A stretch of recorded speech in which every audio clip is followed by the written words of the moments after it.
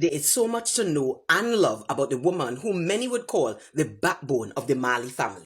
I mean, what was early life like for Rita Marley that it so molded her into the woman of vision and resilience that we see today? Well, I had to find out. My name is Devonne Adanna and I have been gifted the talent of storytelling. If you want to hear tales of Caribbean courage, meet the heroes and heroines of the Caribbean diaspora, and be exposed to Caribbean wisdom through our many proverbs and sayings, then let me welcome you to the Devonne Adanna experience. Like this video and subscribe to this channel to get more Caribbean storytelling content just like this. My name is Devonne Adanna and I tell stories of Caribbean courage, diaspora defiance, and island impact. We're talking about Caribbean women who changed world history. To stay locked into this series, make sure you like and share this video with someone in the Caribbean diaspora. This week we'll be focusing on the Caribbean wives of famous groundbreaking men. First up is Rita Marley, the Cuban-born Jamaican-raised wife of the late great internationally renowned reggae superstar Jamaican Bob Marley. The second is Lady Gladys Lewis, the Grenadian wife of the Caribbean's very first Nobel laureate St. Lucian, Sir Arthur Lewis. Now let's get back to the story of this Caribbean woman who changed the world, Rita Marley. Many of these women, like Rita, are the real unsung heroes behind their husband's success. So let's explore a few interesting stories from Rita's early life and get to know some of the key players who would influence her in a really important way, giving us a new appreciation for the wife of the late great legend of reggae, Robert Nesta Marley. Alpharita Constantia Anderson is born on July 25, 1946. But by Christmas of that year, baby Rita and her family leave Santiago de Cuba, which is the second largest city in Cuba, to return to Jamaica. At the age of 5, Rita's mother takes one of her 3 children, her light-skinned brother Donovan, to start a new family with a new man. Now, as you could tell, Rita is a child with deep, rich, melanated skin. And even though she did internalize the hurt of being left by her mother, Rita still had love for her because she never heard her mother ill-speak her on account of the fact that she had dark skin. Rita would end up spending a lot of time with her maternal grandmother, a cigar-smoking Cuban woman named Yaya who had the same rich complexion like Rita. Now, Yaya had a whole bag of picnic to look after. You see, Yaya had 5 daughters, and all of them used to drop off the train for childcare. So on mornings, Yaya used to make one big pot of porridge for she gran and them to nyam before they went off to prep school. Now enter Auntie Vai Vai. So Rita is literally back and forth between she mother house, she grandmother house, and after a while, she father Leroy get fed up. He say, "Hey, I taking my gal picnic," and he asked his sister Viola Anderson Britton for help. And boy, did she help. Is she will give Rita all the confidence she have there. Now, there are 3 things you need to know about Auntie Vi's impact on Rita.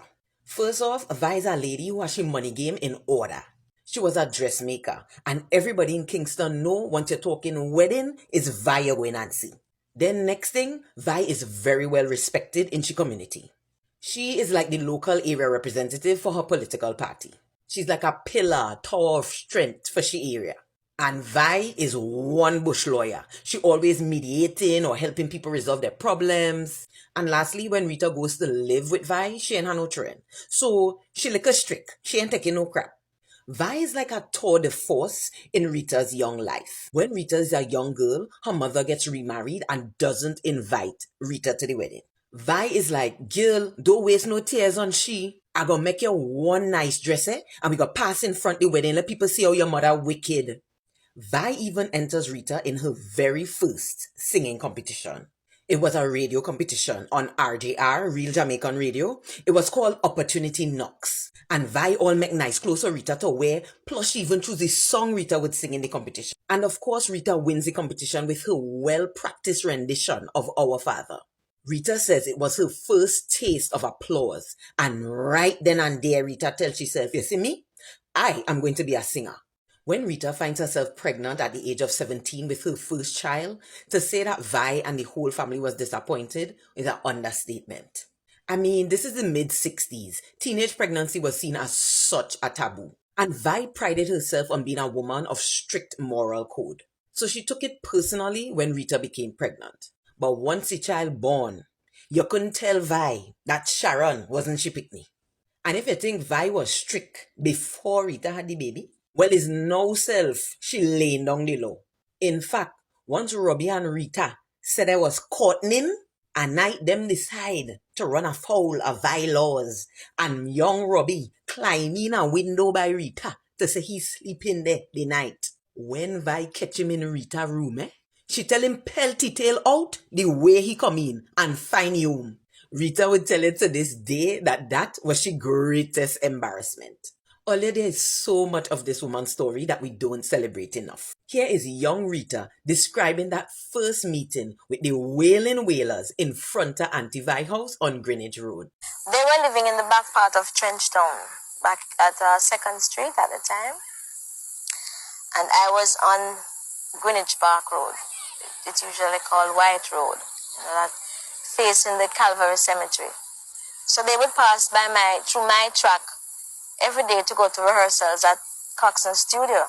This Grenadian lady may have started life as Gladys Jacobs, but by the time of her death on January 21st, 2016, you could have very well addressed her as Lady Lewis. Taking a closer look at the spark supporting the Caribbean's very first Nobel laureate. Gladys Isabel Lewis is born with the last name Jacobs in St. George's, Grenada on December 19, 1917. Here she attends the 108-year-old institution Anglican Girls High School. It is one of Grenada's foremost educational institutions. Now, at the time Lady Lewis attends, the school was likely called of England High School. Side note, did you know that in 1925, the Girl Guides Association of Grenada was founded at that school?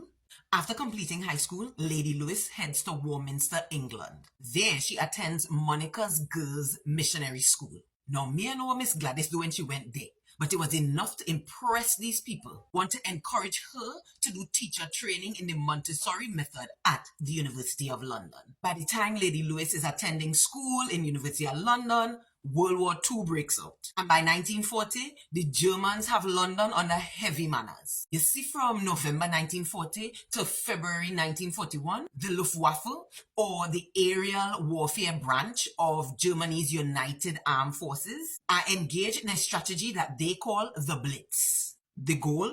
Simple. Drop on industrial cities. And London was first. So not only was Miss Gladys's life in danger, but also those of the children that she was training to teach. As a result, Miss Gladys, like the good Samaritan and heroine she is, she helped evacuate them children from London to the English countryside. After the war ends in 1945, she returns to Grenada to take up the position of assistant school superintendent. But before she leaves, she meets someone at a talk. William Arthur Lewis is also in London while Gladys is there. He becomes the first black faculty member at the very well-respected London School of Economics. That happened in 1938 when he received his teaching appointment at the school. 1939, he's an assistant lecturer. Then he gives a talk, and guess who's in the audience? None other than Miss Gladys Jacobs. They meet, exchange phone numbers, or maybe they exchange addresses, and they decide to keep in touch. When Gladys gets back to Grenada, they correspond, with love growing with every letter between the two. They get married in St. George's in May 1947. Hey, I want to bring you more stories of Caribbean courage, but in order to do that, I need to know where you're from. So comment your country or your flag and look out for a story of Caribbean courage from your island real soon. And you might as well like the video, subscribe to the channel, and share this with a Caribbean person you know. Now, back to his story. So now Mrs. Lewis returns with her husband to Manchester, England, where he is to step into the role of lecturer at the Victoria University of Manchester, thus making him Britain's very first black lecturer. See what the support of a good Caribbean woman could do? Mr. Lewis would teach at Manchester for about a decade. And it is during that period that he develops many of the key concepts that would birth developmental economics. All the while, during those early years of their marriage, Gladys is teaching kindergarten. When the couple's two children, Elizabeth and Barbara, come along, Mrs. Lewis now becomes a stay-at-home mom, and she absolutely thrives in providing care and support for both husband and children. During their marriage, which lasted 44 years until his death, it is said Lady Lewis created a warm, inviting, and loving home in each location that Arthur's work took them. Whether it was Manchester, England, California, New York in the USA, New Jersey, Accra, Ghana, Jamaica, or Barbados, she created the kind of home that any husband would want to come home to. In 1963, Arthur would be knighted by Queen Elizabeth II, and of course, Gladys received the title of Lady Louis.